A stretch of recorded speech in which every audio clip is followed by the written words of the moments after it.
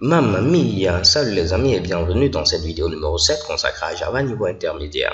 Alors si vous vous rappelez dans les premières vidéos, lorsque je parlais de la notion de classe, je représentais toujours la classe comme cela. Avec ce rectangle-là, je mettais ensuite en tout début le nom de la classe, je listais mes différents attributs, ok, et ensuite pour terminer, je listais également mes différentes méthodes après avoir tracé ce trait-là. En effet, vous voyez, c'était vraiment très laid. Mais l'idée derrière, c'était de vous introduire ce qu'on appelle le langage UML. Le langage UML qui signifie Unified Modeling Language. C'est un langage tout simplement de modélisation graphique et qui est beaucoup utilisé que ce soit en développement logiciel ou en conception orientée objet. En grosso modo, à quoi va servir en réalité le langage UML? Si par exemple vous êtes en train de créer une application, il va falloir à un moment donné présenter ici l'application à vos managers. Vos managers ne vont pas vraiment comprendre le code Java.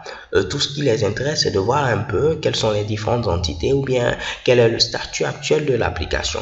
Donc, ce serait vraiment difficile de dire que là, on va créer un package. Là, pour créer la classe, il faut mettre public class, ainsi de suite. Ce sera vraiment difficile pour le manager de vous comprendre. Mais en utilisant le langage UML, vous pourrez modéliser ici, par exemple, une classe personne. Vous pourrez modéliser également une autre classe ici, compte bancaire, si vous êtes dans le cas où une personne pourra avoir son compte bancaire, ainsi de suite.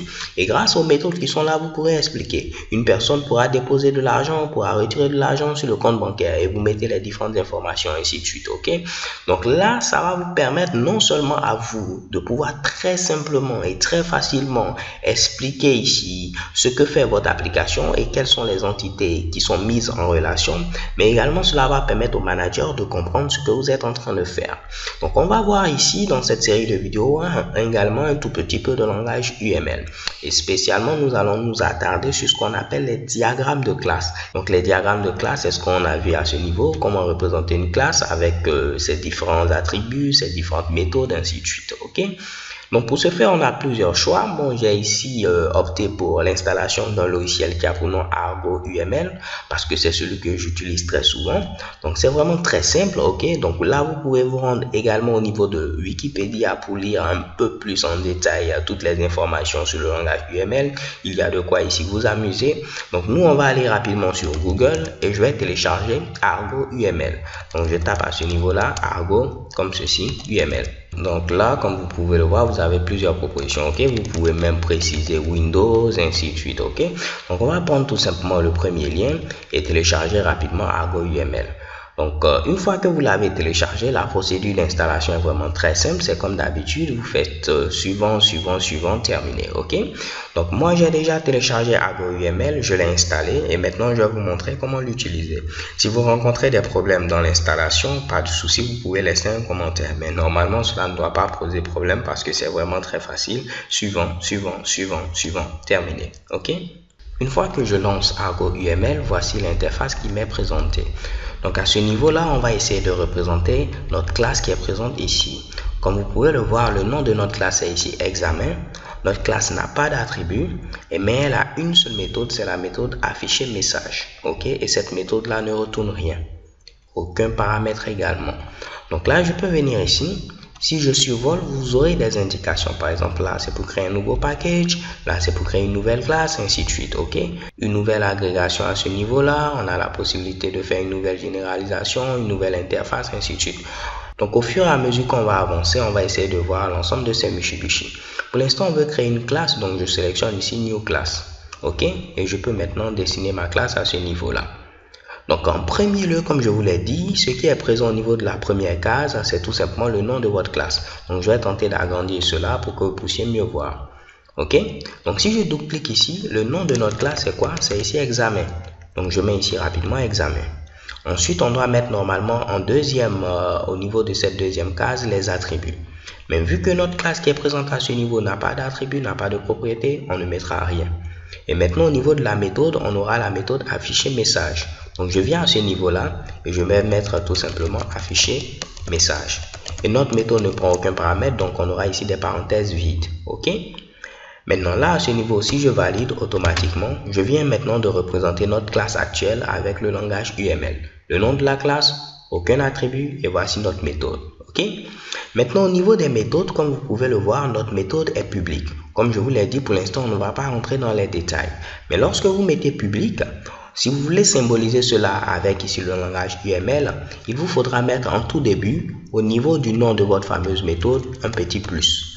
Donc si je mets un petit plus avant ici afficher message, cela va permettre de dire que notre méthode est publique. Donc si je valide, vous voyez que le plus disparaît, mais à ce niveau-là, j'ai bel et bien public, même si c'était public par défaut. Si je voulais mettre ici privé, en lieu et place de plus, ce sera tout simplement un moins. Donc je mets ici un moins à ce niveau-là et je valide. Vous voyez automatiquement, j'ai ici maintenant private. Ok.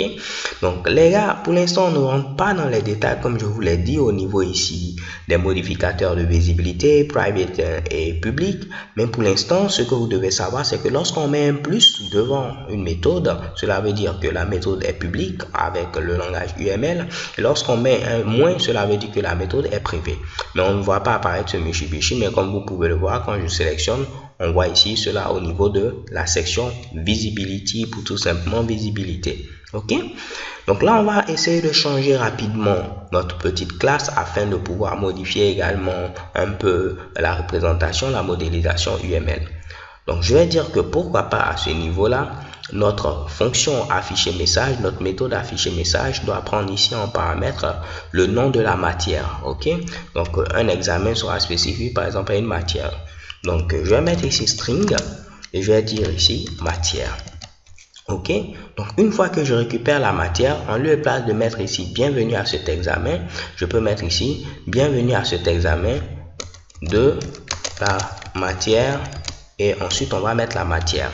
En lieu et place d'utiliser println, j'aime utiliser printf. Et là, je vais mettre tout simplement pourcentage %s. Et je n'aurai qu'à préciser maintenant en paramètre matière qui aurait été passée ici au niveau ici de notre fonction. Ok. Donc là, normalement, si vous avez suivi la série pour débutants, cela ne doit pas vous poser problème. Mais automatiquement au niveau de notre fichier maintenant examen test.java, j'ai une erreur parce que là je n'ai pas donné de paramètres. Donc la première idée c'est de mettre ici la matière directement. Donc je vais mettre pourquoi pas mathématiques. Ok. Et si je lance l'exécution normalement de ce code, automatiquement je vais avoir notre résultat. Bienvenue à cet examen de la matière mathématique. Ok. Donc ce que je souhaite pour nous permettre également de faire un petit rappel, c'est de pouvoir récupérer le nom de la matière via le clavier. Donc on va demander à l'utilisateur la matière. Donc ce que je vais faire, je vais déclarer un objet de la classe scanner que je vais appeler clavier comme d'habitude. Je n'aurai qu'à mettre ici new scanner. Ok. Et on va mettre en paramètre system.in pour dire qu'on prend les informations au niveau du clavier.